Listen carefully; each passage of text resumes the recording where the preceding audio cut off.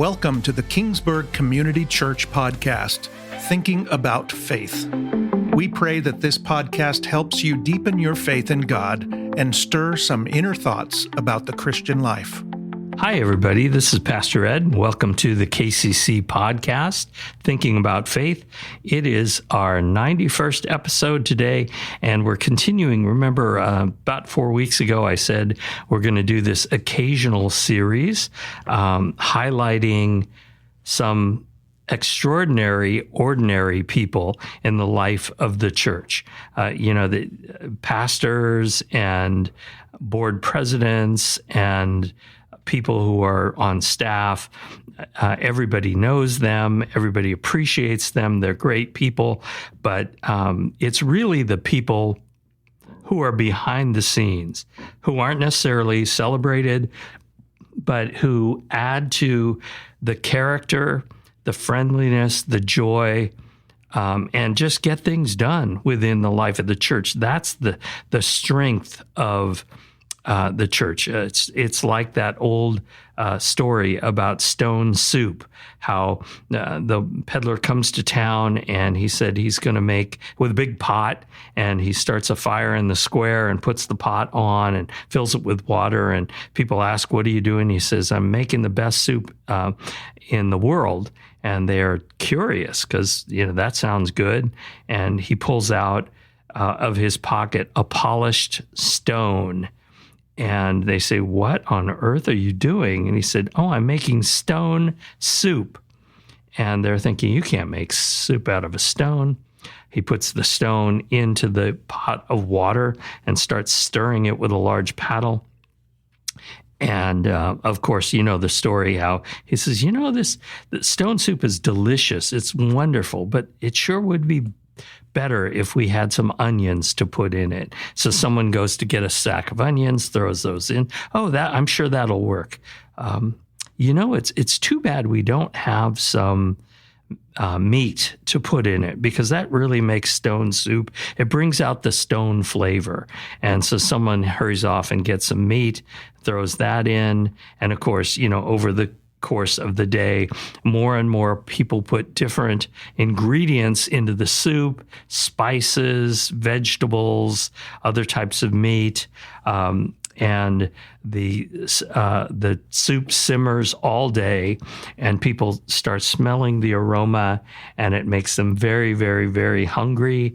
And so when finally the peddler puts his finger in it and takes it to his lip, and he pronounces that it's ready, that they line up, and he starts ladling out the stone soup to everybody who has their bowl, and they're in line, and everybody agrees that it is the best soup they've ever tasted.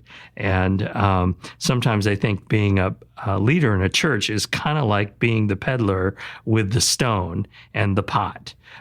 Really, it's the people who bring all the other ingredients that make a church a wonderful place to be.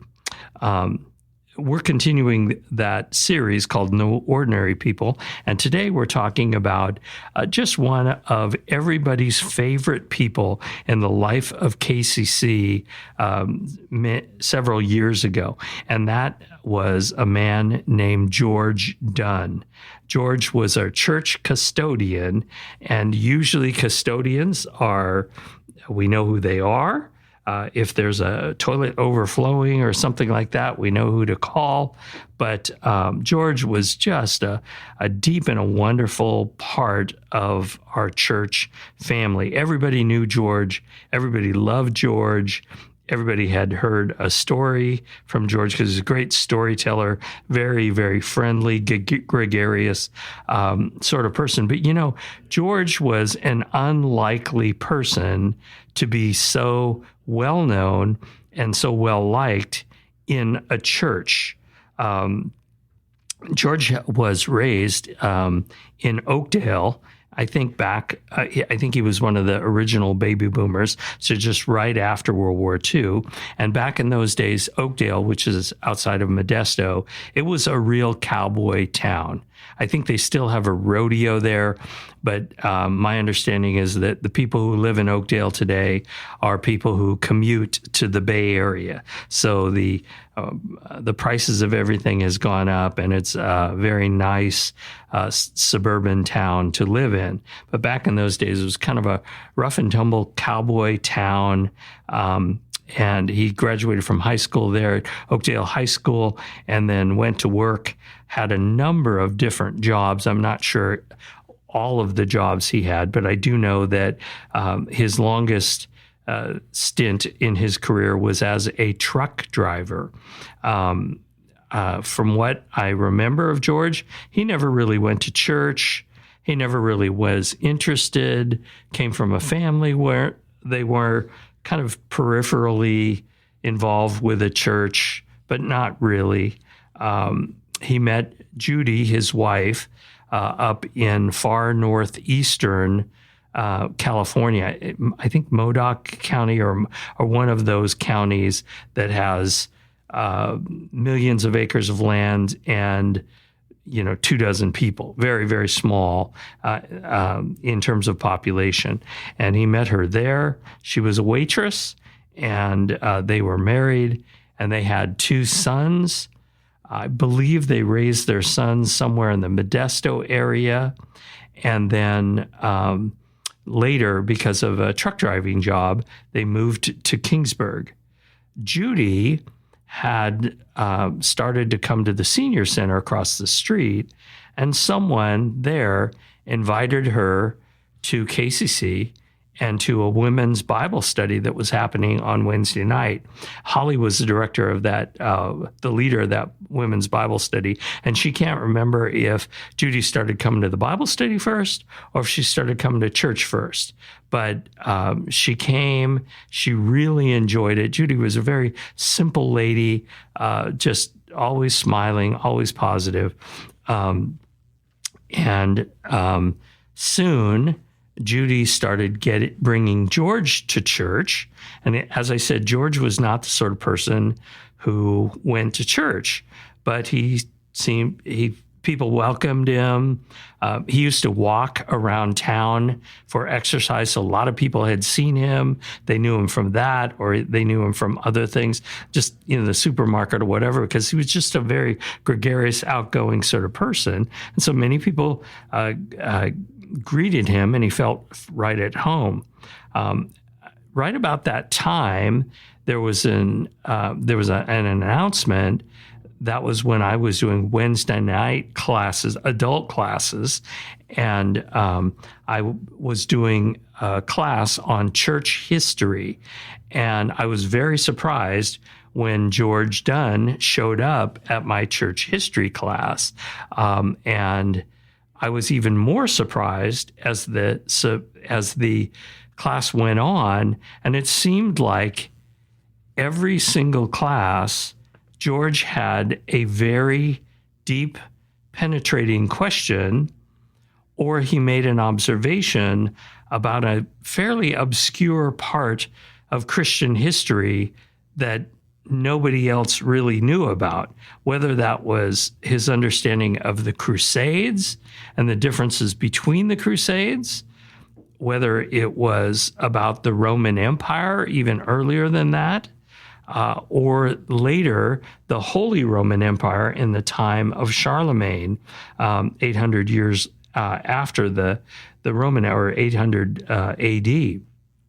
And he would just drop a little tidbit of historical fact, and I remember just being stunned, and finally I couldn't take it anymore, and I said, George, how on earth do you know this stuff? Because I knew he was a truck driver, and I just didn't expect someone with a, college or graduate school grasp of world history to be driving a truck. It's like, how on earth do you know this stuff?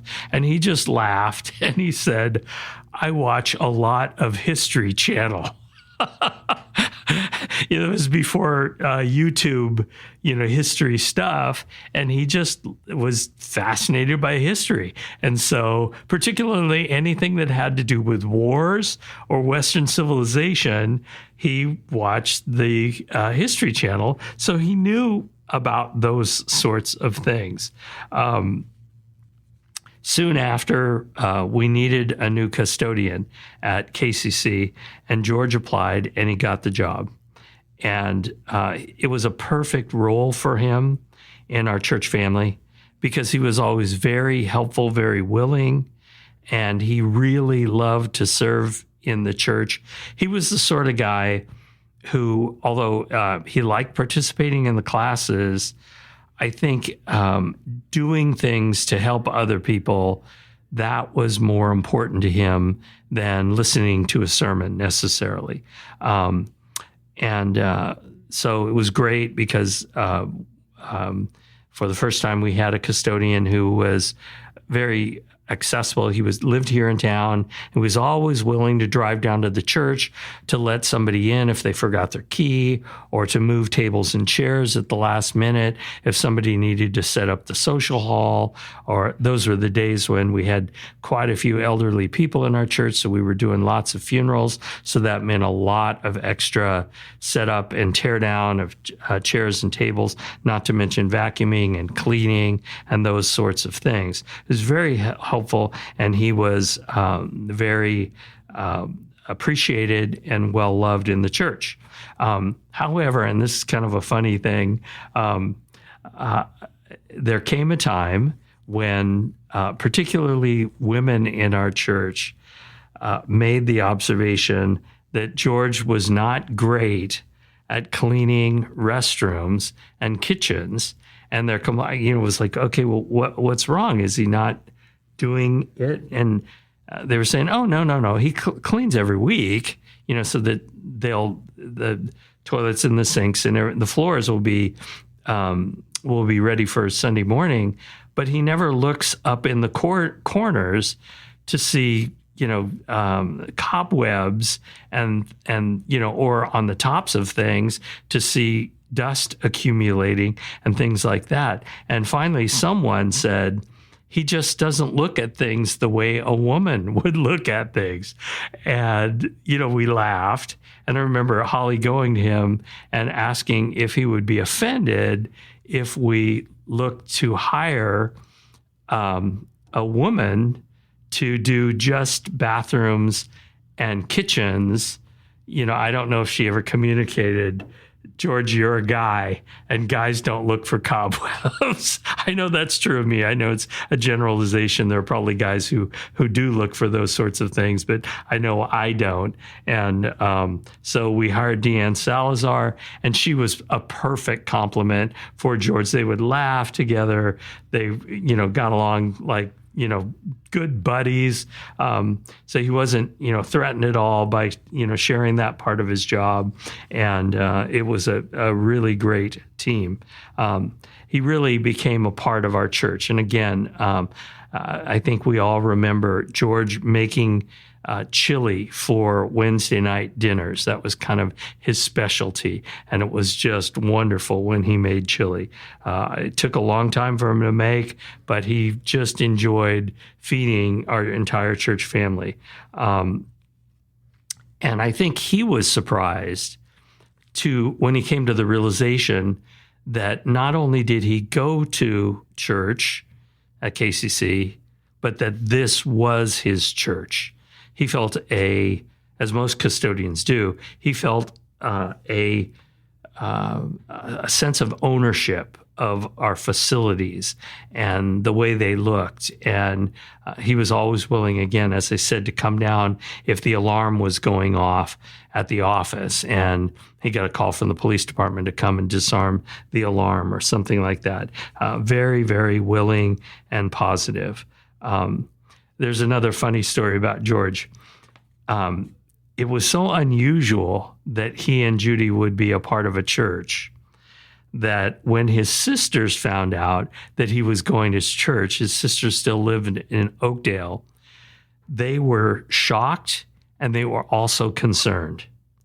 they were concerned that maybe George may have fallen into a cult because they couldn't imagine him going to church every week, twice a week, on his own power. And so they would call him up and try to ask what kind of church it was and, kind of suss out whether or not he was being manipulated or something was off or whatever. And he would come in and tell us about this and just giggle about how, his sisters were worried that he was, getting manipulated or something like that. And when he finally convinced them that, no, we were just kind of an ordinary church that, was a good church family and he felt like he really belonged, they had to come down and visit KCC because they just couldn't imagine the sort of church that their brother would want to be a part of because he had never been a part of a church before in his life. And so I remember they came in to the office and Holly and I sat with them for, over an hour, just kind of telling stories, hearing stories about George when he was a kid, just getting all the family background. And they were delighted and impressed at the church that George had become such an important part of. So it's good news. We're not a cult, but for somebody like George, we were a family, a second family. George quickly became one of the best known people at KCC. His friendly welcome and his willingness to strike up a conversation with anyone, they were just a wonderful part of projecting our church as a place where it's not just okay to laugh, but where laughter is encouraged, and where we can be our real selves, and where everyone can find a church home and people who will include them and care about them. And it's a great place to serve as well. I'll never forget the time when George wanted to come in and see me. And I didn't know whether it was a custodian thing or a church history thing or what it was. But he came into my office and he wanted to make sure that he had faith in Jesus Christ. He wanted to make sure that, because this was kind of new to him, he kind of wanted to make sure that he was with Christ. And so we had a little discussion about that. And he affirmed all the things that person needs to believe. And he affirmed that he had asked forgiveness for his sins, and he had asked Jesus Christ to be his Lord and Savior. We had prayer together to nail it down, to seal it, to make it official. Not that praying with a pastor makes it official, but he left with additional lightness in his step, knowing that he was not just a part of a church, but he was a part of Jesus' forever family. Sadly, George died from a sudden heart attack. He was on vacation up in the mountains, and he just started feeling bad. By the time the emergency vehicles got him to the ER, he had passed. He was still on our staff as our custodian, and he was deeply missed. And the story of George and the fact that whenever I go to somebody and say, hey, you remember George Dunn? They always have a smile on their face. It always brings back good memories. It reminds me of a couple things that would be good for all of us at KCC to keep in mind. The first thing is that some people don't come to church because nobody ever asked them.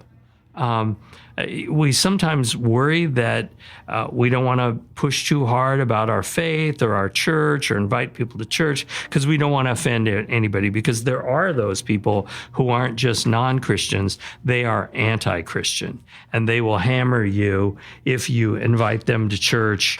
They don't want to be invited. They don't want to be bothered.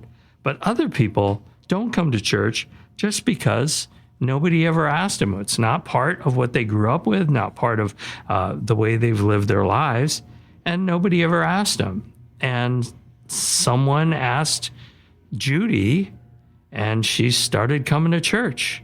She liked it. She asked George to come. He started coming. it was so unlikely that Judy and George would find a church home that his sisters thought that he had lost his mind. Is there someone in your life who just needs to be asked? Maybe you have some neighbors who've moved in and they don't seem to go to church on a Sunday morning. Maybe they just need to be asked. Or maybe there's a special event that we do here at church. Holidays are wonderful times, or the beginning of the school year if they have little kids. Hey, we got a children's program at our church. It's really awesome. Kids have a great time. Would you like to bring your kids to church? These are what we call ports of entry to the church that make it easy for people who aren't churchgoers to come to church. And as well as the greatest barrier, I think, is people don't want to come to church where they don't know anybody. So if you say, hey, I'll meet you, meet me in front of the church 15 minutes early, and, we'll get the kids to where they need to go, and then you can sit with us or what have you. It makes it much, much easier. Second thing I think of when I remember George is that some people just want a place to serve.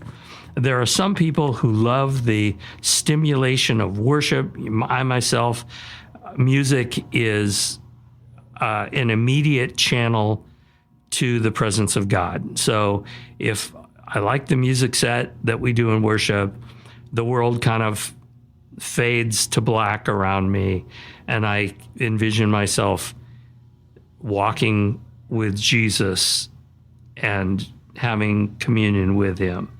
Other people, music is not their thing. Or, I'm also a sermon guy. I listen to sermons on podcasts during the week. Some people, they don't need another lecture. That's not the way it turns them on. We have lots and lots of people in our church who love to serve, and that's how they connect with the body of Christ. I think sometimes that story of Jesus in the home of Mary and Martha, and remember, Martha's busy doing the dishes and getting dinner ready, and Mary goes and sits at Jesus' feet and listens to him talk, and Martha comes in and complains to Jesus, Mary's just sitting here listening, tell her to come and help me in the kitchen. And Jesus says to Martha, Mary's actually made the right choice, that listening to my word is more important than, working in the kitchen. I always, because I can be a Martha instead of Mary. Doing things is really important for me, and that's kind of a besetting sin with people at KCC. We tend to be Marthas more than Marys often. That sitting in silence and worshiping, listening to music and praying for an hour, that's less our church culture than helping with a group of people to clean the church, or to put a sprinkler system in to the yard next door, or to volunteer at CAPS, or volunteer at Pregnancy Care Center, or something like that. I think that sometimes Martha is unfairly looked down upon, because there's a way that serving connects us with Christ, because we're following his example. Son of Man came to serve, not to be served, as well as it connects us with people. When we have a common mission together, one of the closest groups in our church is our choir. And they're brought together, yes, because they love music, but primarily because they know how important it is to serve the church by leading us in music, that it prepares our heart to hear the sermon. So they come to 1.5 worship services pretty much every week. They sit through the one service in entirety and then stay through the choir anthem, the second service. And that's not because they're holier than you and me. It's because they have this desire to serve us, and they realize, at least for Ricky and I, how much better people are listening if there's a choir anthem before we preach. Some people just want to find a place to serve. And the last thing I remember when I remember George is that everyone has the ability to greet a stranger and make a friend. Everyone. George was a truck driver and a custodian, but he had the way of saying hello to somebody. Especially, he was kind of a guy's guy. So, if there was a guy he didn't know, he'd go shake their hands, introduce himself, and he'd ask a question about their life or find out what they did. And he was the sort of guy that knew a little bit about everything, so he could ask good questions and engage people in conversation, get them over their self-consciousness. And that's something we can all do. When we go to church, it's very, very easy for us to want to chase down people that we already know, make sure we are up to date with what's going on in their life, maybe ask them a question, maybe there's something that we need to coordinate with them. Those are all important things, and we should do them. But we should also reserve time to look around for those people that we don't know, particularly if they're sitting by themselves or they don't seem to be interacting with anybody around them. We can all be a George. We can all make sure that we extend our hands, introduce ourselves, greet them with a smile, make sure they know that we're glad that they are there. And fortunately, we have lots of people who do that in the life of our church. I hope you'll be one of those people, because everybody needs a church family. And I think George and Judy are examples of what happens when they find their church family. All right, that's all we have for this week. Thanks for listening, and we'll talk to you again next week. God bless you.